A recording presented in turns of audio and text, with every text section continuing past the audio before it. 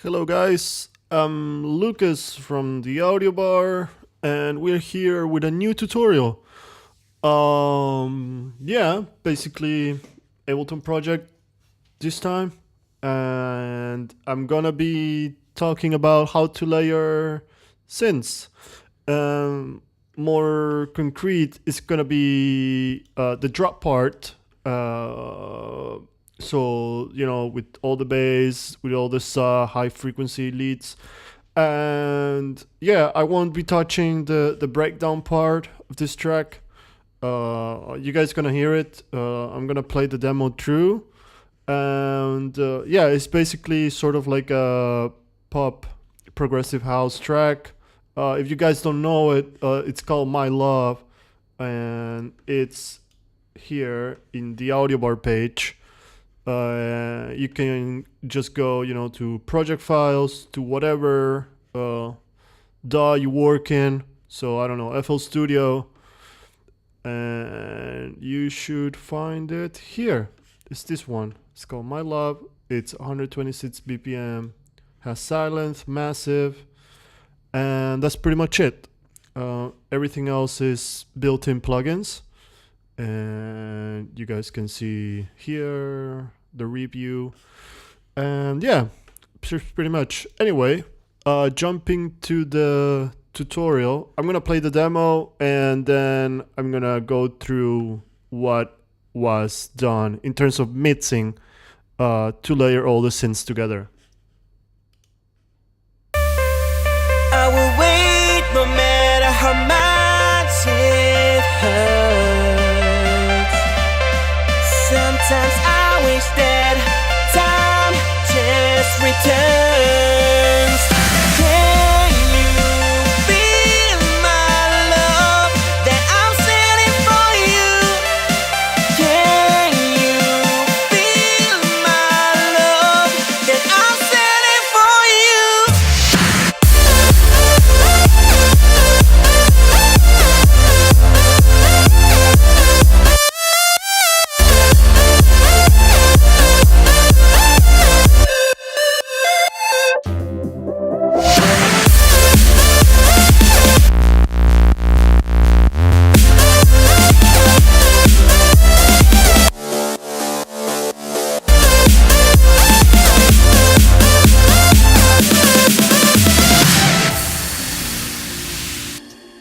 All right.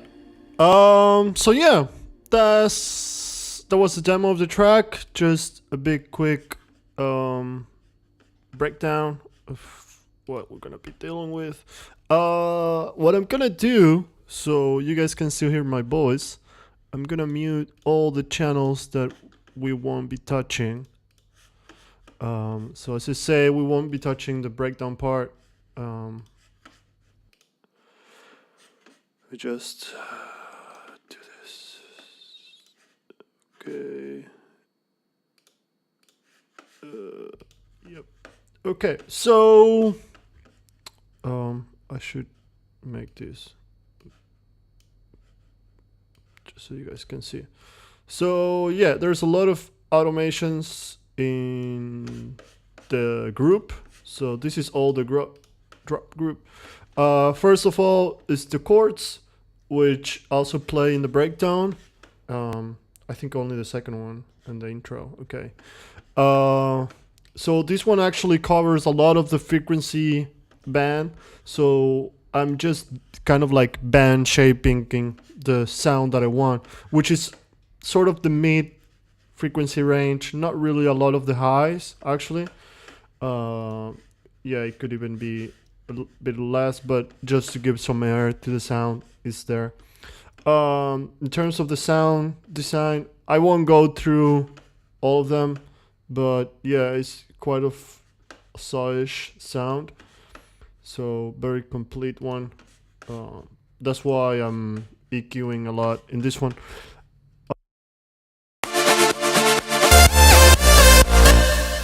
Let's hear out.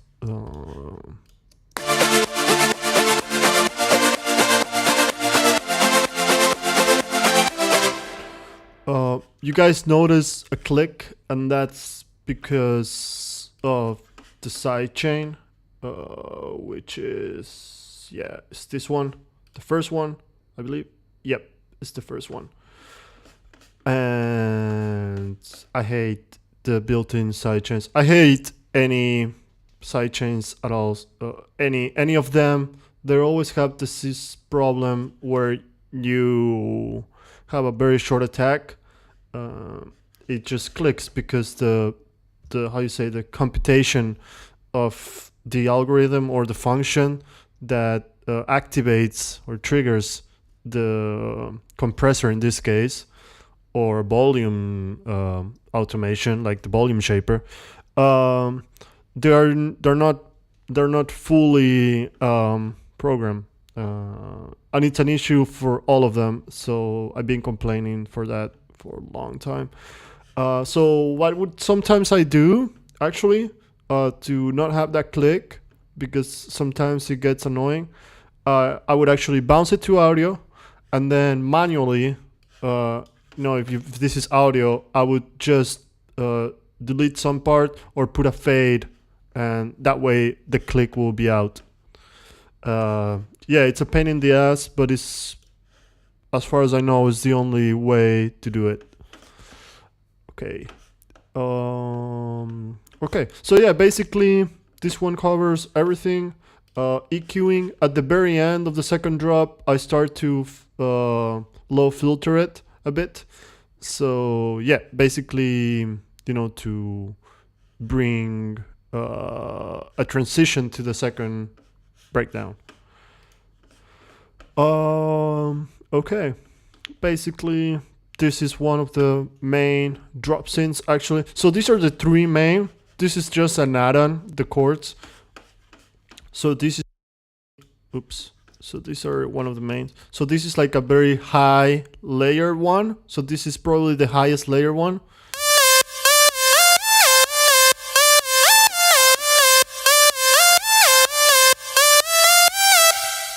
Yeah. As you guys can see, there's a lot of wide in it. One of the reasons is basically I'm using this thing, which is like a multi-band compressor.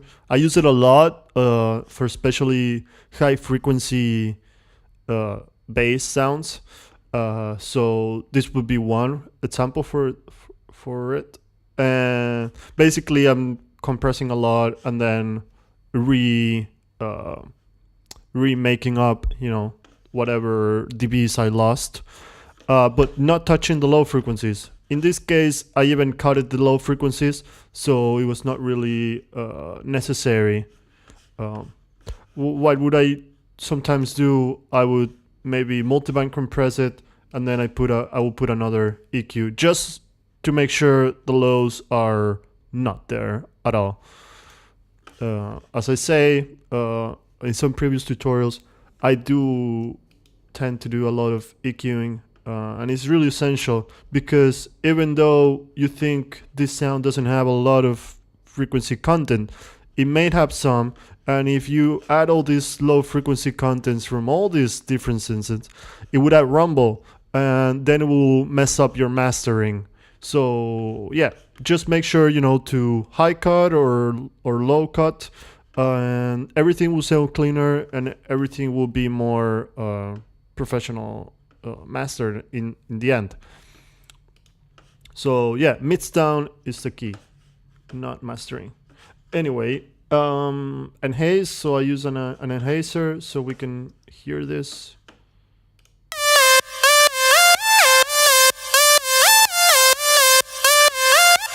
So it added lots of that harmonics content especially from this high frequency content, and it makes it a bit how you say, like distorting to your ears, but in a point where it's just still good.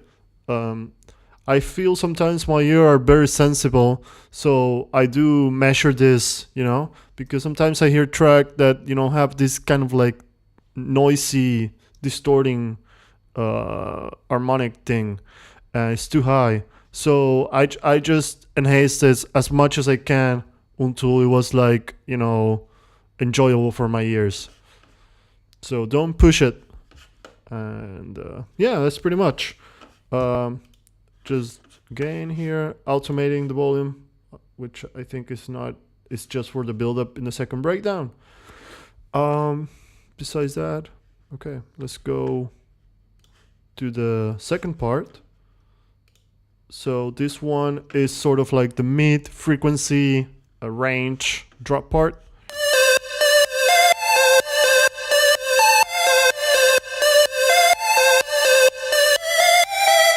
So yeah, notice I put a bell because I didn't want to conflict the high frequency content from the first layer with the second one. Sometimes what I would do, in this case I didn't do it because it was not necessary, but I would copy to the same frequency. So say this one, or I can just, just do this. But in this case, it was not necessary, but I will show you guys anyway. So we don't need this one. And so I would do the opposite. So if it's -2, -3, I would do, I don't know, 2. And because basically what I'm cutting here, I'm adding here. So in terms of frequency level or power level, it's 0 at the same time. Even if this one has low level, low frequency, high frequency it's actually the same power level when you add them up. I hope that made sense. But besides that, yeah, so if you put them together. But I thought this was not really necessary at all because already the high frequency content in this one was enough. And I made the space for this layer by just, cutting some from this layer because this one doesn't need it. And it needs more of the mid frequency range, which I could like cut here, but I think this really low Q high pass really did the job already with that, so that's why I didn't do it. And let's hear it now how it is.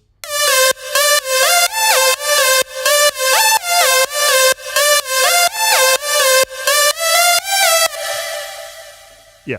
So, just if you guys want to hear it, you guys can hear a lot of the distortion in this one. And this one has a lot of reverb. This one doesn't have.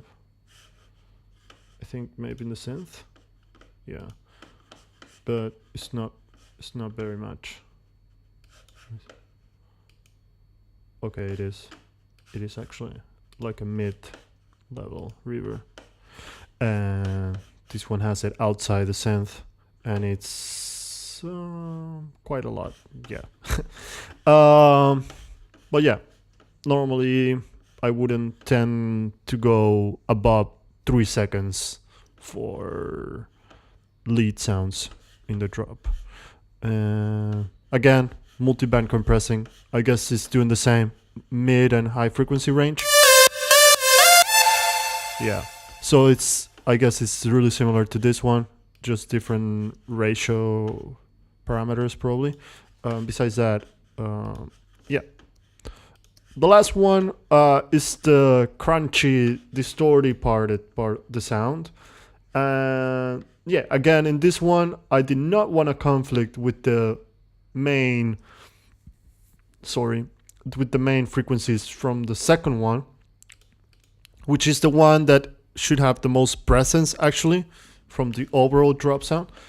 And I'm just keeping the low rumble, the low frequencies parts. And whoops. Are you serious? Okay, someone is trying to call me, guys. I'm so sorry. Weird. Anyway, yeah, I'm gonna be doing the low part now, just alone.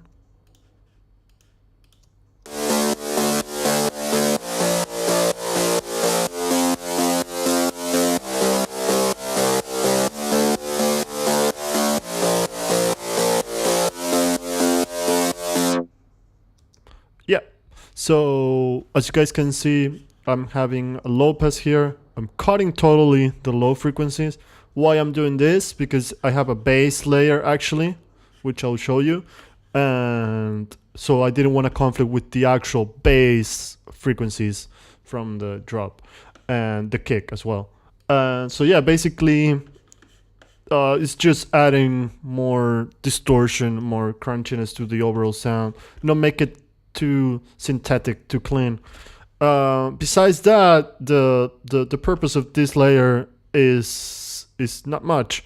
It's just, you know, filling the gaps, the frequency gaps, adding more harmonic richness, you know, to the overall sound. And yeah, that's all pretty much. Okay, so this is the bass part.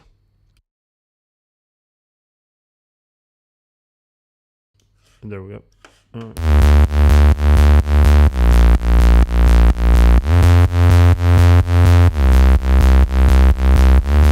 So yeah, basically this is the main part of it. As you guys can see, I did an MS queuing.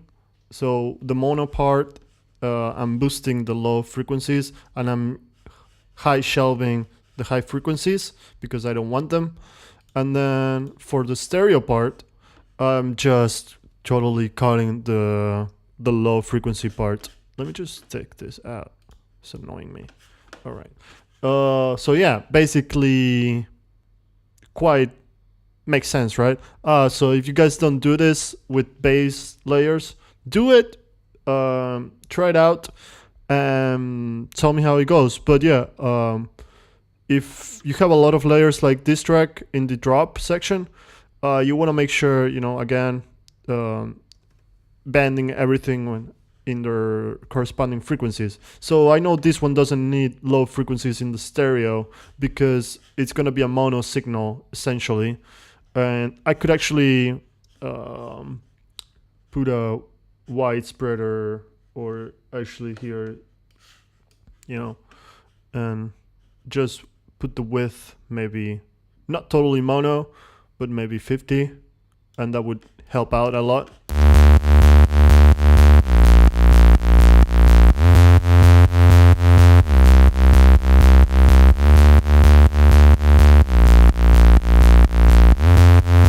So you guys can see the bass is more centralized. You actually miss a bit of that widespreading. So it's really up to you. Maybe it's actually good that this works. Let's check it out.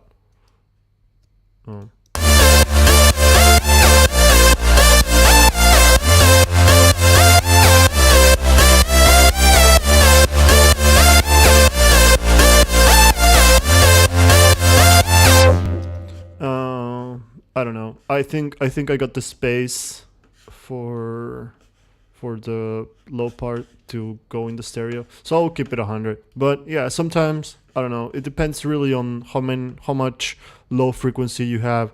But I really cleaned that in these sounds a lot, so I'm not really having an issue with the low frequencies.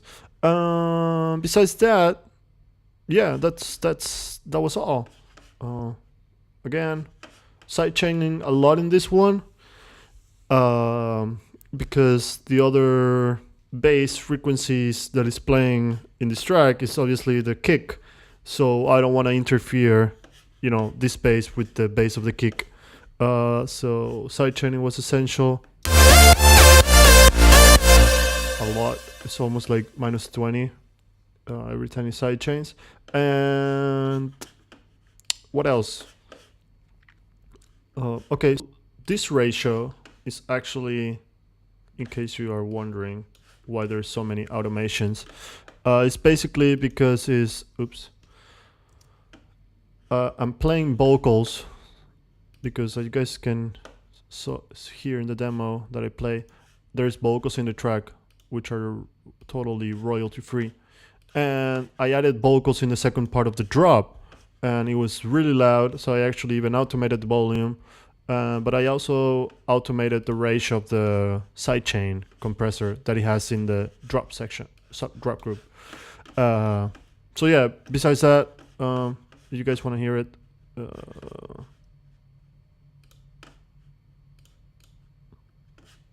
the kick.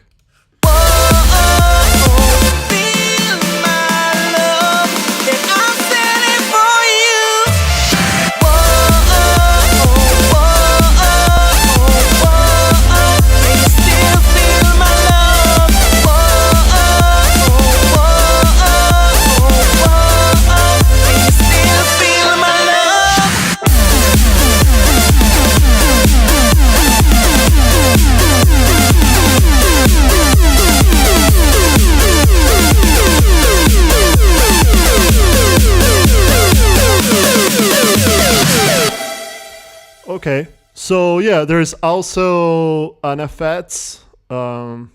It's like a lifter thing, and it's basically pitching up. And yeah, basically the second part of the drop, I had to add those mid-syncs, extra layers to the drop and make sure that it merges. So in the case of the vocals, basically what I did was, yes, this the compression, so the sidechaining compression.